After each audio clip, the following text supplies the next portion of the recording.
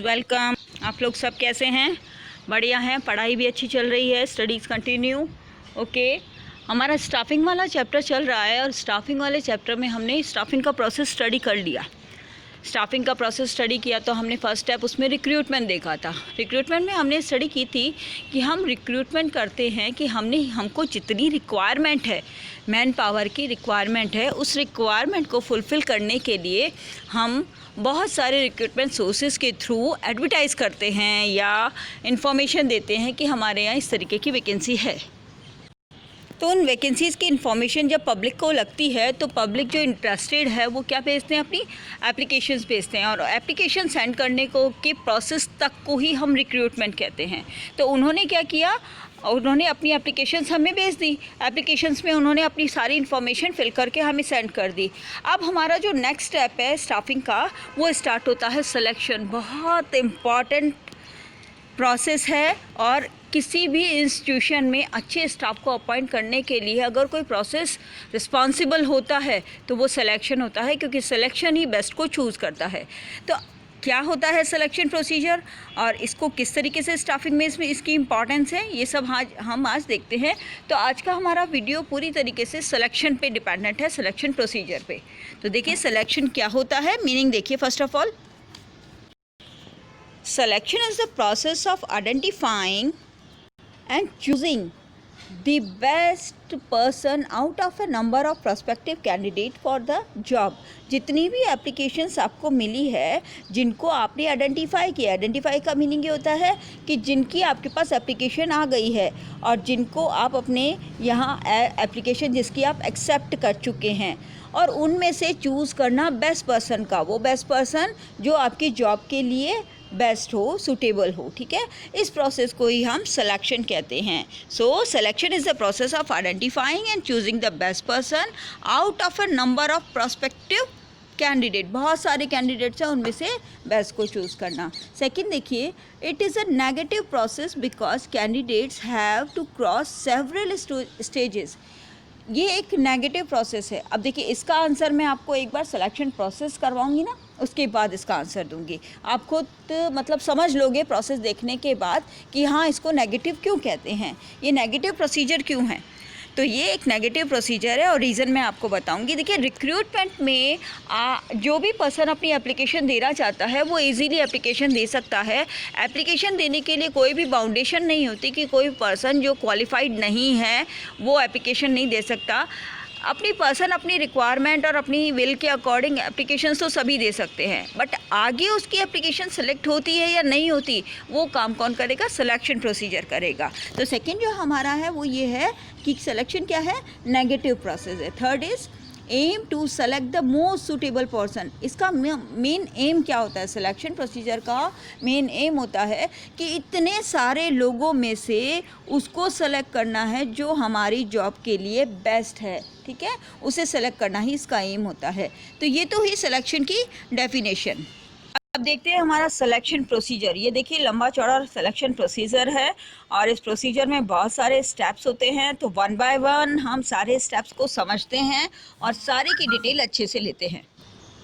Start करते हैं procedure. First देखिए स्क्रूनिटी ऑफ एप्लीकेशन। स्क्रूनिटी ऑफ एप्लीकेशंस का मीनिंग होता है कि आपके पास बहुत सारी एप्लीकेशंस आ गई हैं और अब आपको उन सारी एप्लीकेशंस को कलेक्ट करना है। ठीक है, अब स्क्रूनिटी ऑफ एप्लीकेशंस कहती है कि जितनी भी एप्लीकेशंस आई है उन सब एप्लीकेशंस में प्रॉपर इन्फॉर्मेशन फिल करी हुई है या नहीं करी हुई है।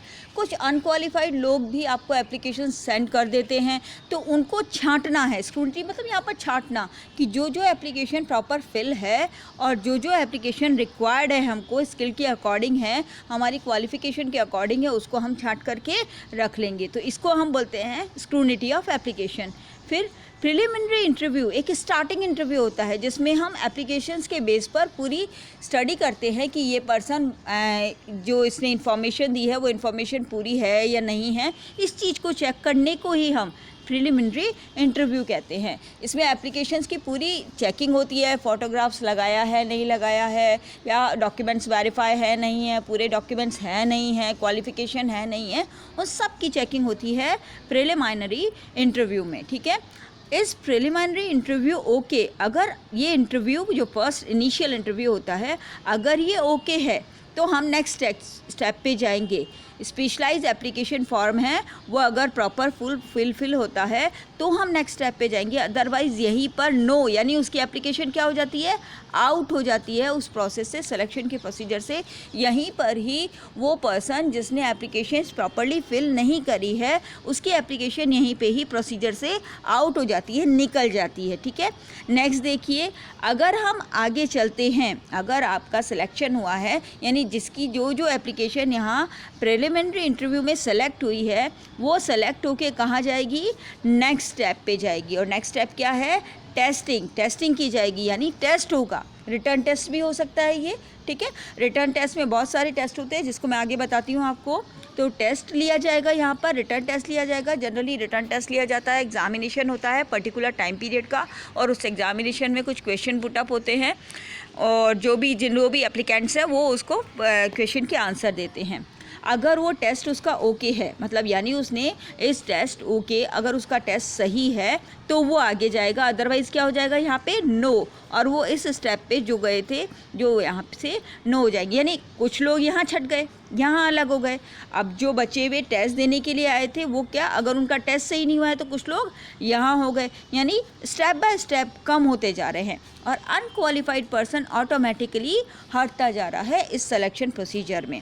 अब देखिए आगे आप कि अगर टेस्ट ओके हुआ है, अगर टेस्टिंग ओके हुई है तो अब हम जाएंगे फाइनल इंटरव्यू पे। फाइनल इंटरव्यू का मतलब हुआ यहाँ पर कि हम यहाँ पर उसका एक फ़ेस टू फेस इंटरव्यू लेंगे। फ़ेस टू फेस इंटरव्यू में हम उससे कुछ क्वेश्चन पुटअप कर सकते हैं, एक कमेटी बैठती है जो उससे क्वेश्चन पुटअप करती है और उसके बारे में इंफॉर्मेशन लेती है, देखती है उसका प्रेजेंस ऑफ माइंड कितना है, वो किस तरीके के आंसर देता है, उसका कॉन्फिडेंस कितना है, इन सब चीज़ों को फाइनल इंटरव्यू के थ्रू चेक किया जाता है। अब फाइनल इंटरव्यू उसका हो गया, अब फाइनल इंटरव्यू हो गया तो क्या फाइनल इंटरव्यू उसका ओके है, is interview okay.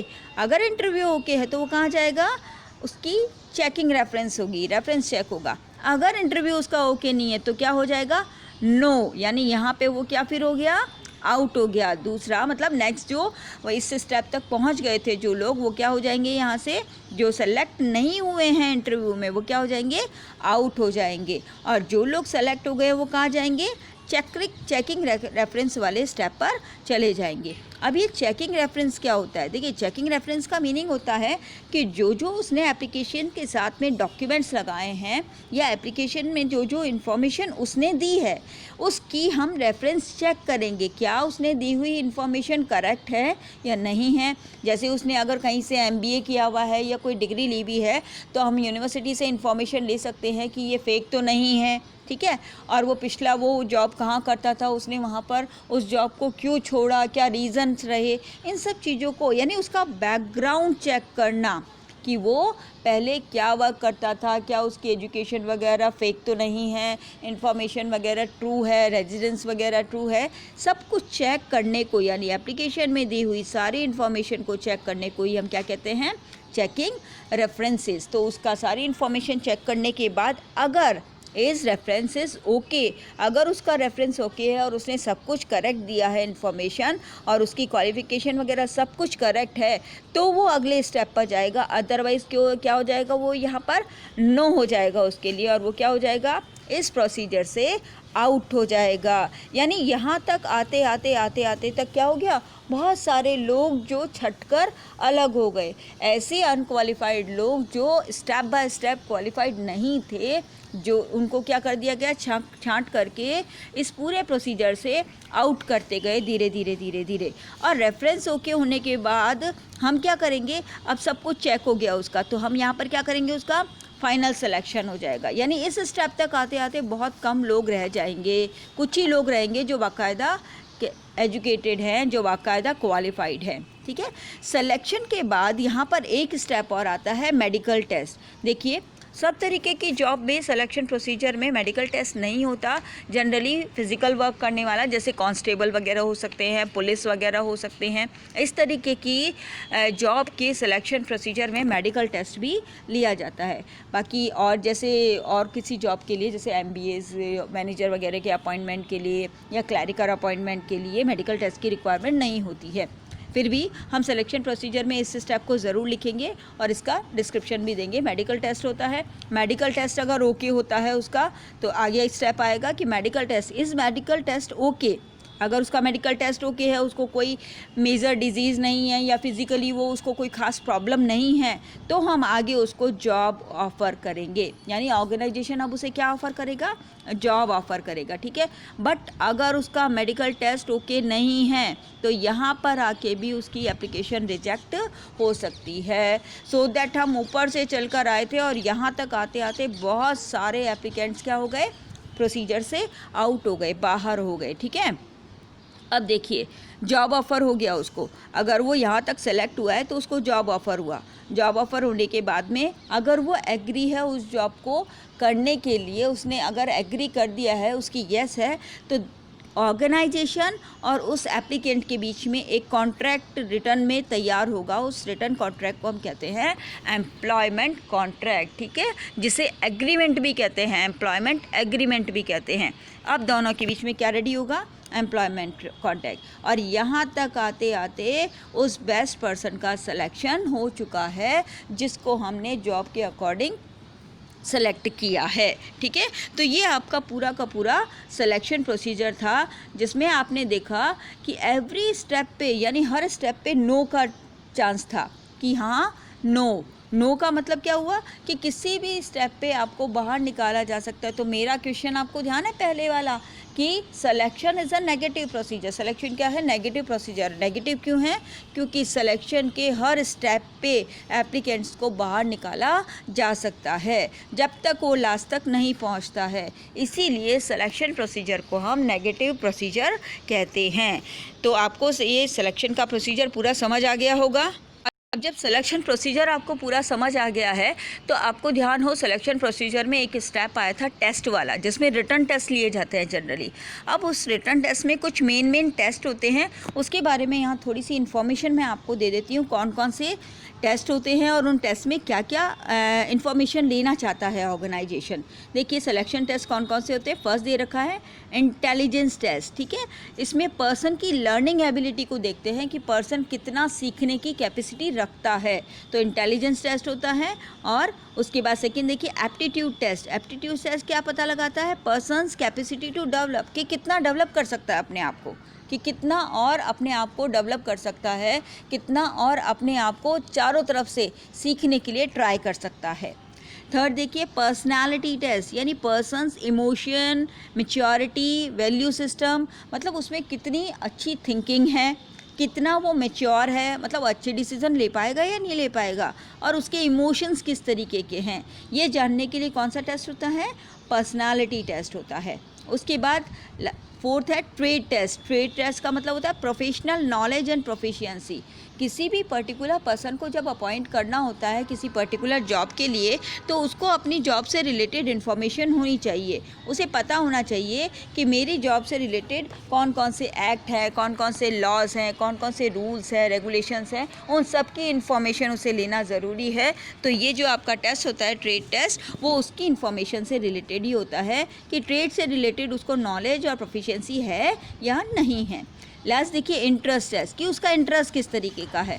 Involvement of a person, कि वो किस तरीके की चीज़ों में इंटरेस्ट रखता है, उसका किस चीज़ में ज़्यादा थिंकिंग है, किस चीज़ में वो ज़्यादा इंटरेस्ट लेके काम करता है, उन सब चीज़ों को जानने के लिए इंटरेस्ट टेस्ट होता है। तो ये बेसिकली टेस्ट हैं जो सिलेक्शन के प्रोसीजर में टेस्ट लिए जाते हैं, रिटन टेस्ट, और उसमें अलग अलग टाइप के क्वेश्चंस के थ्रू इन चीज़ों का टेस्ट किया जाता है और इन इन्फॉर्मेशन को जानने की कोशिश की जाती है ताकि हम बेस्ट पर्सन का सिलेक्शन कर सके, और रिटन टेस्ट के थ्रू हम उसके बारे में जितनी भी इंफॉर्मेशन हो सकती है वो हम कलेक्ट कर सके, चाहे उसकी वैल्यू से रिलेटेड हो, चाहे उसकी मैच्योरिटी से रिलेटेड हो, चाहे उसकी लर्निंग एबिलिटी से रिलेटेड हो, चाहे उसकी ट्रेड नॉलेज से रिलेटेड हो, तो हम ये सब जानने की कोशिश करते हैं। तो ये है सिलेक्शन टेस्ट। आपको समझ आ गया होगा पूरा का पूरा सिलेक्शन प्रोसीजर लंबा है पर इजी है। येस और नो का आप ध्यान रखेंगे, बस ये ध्यान रखेंगे कि जिस स्टेप पर नो होता है उसके आगे वो एप्लीकेंट नहीं जाएगा। यानी सिलेक्शन प्रोसीजर क्या हुआ, नेगेटिव प्रोसीजर हुआ। तो नेगेटिव प्रोसीजर है तो हर स्टेप पे नो हो सकता है, बट अगर वो क्वालिफाइड है तो वो अगले स्टेप पे जाता रहेगा। अब आप बस स्टेप याद रखेंगे और यस नो ध्यान रखेंगे कि यस अगर होता है तो वो अगले स्टेप पे जाएगा और नो अगर होता है तो वो वहीं पर ही रिजेक्ट हो जाएगी उसकी एप्लीकेशन। ठीक है, तो इस तरीके से ये स्टेप हैं। आप इस डायग्राम को अपनी कॉपी में बनाइएगा, ये आपके लिए बहुत हेल्पफुल होगा, क्योंकि प्रोसीजर को आप डिटेल में लर्न नहीं करते हैं तो भी कोई दिक्कत नहीं है अगर आपको ये डायग्राम पूरा लर्न हो जाता है तो ये डायग्राम आपके लिए हेल्पफुल होगा। होप करती हूँ आपको वीडियो समझ आया होगा, पसंद आया होगा। अगर पसंद आया है तो लाइक करिए, क्योंकि बिना लाइक करे तो मुझे भी मोटिवेशन नहीं मिलेगा। तो लाइक करिएगा, शेयर करिएगा। Thank you.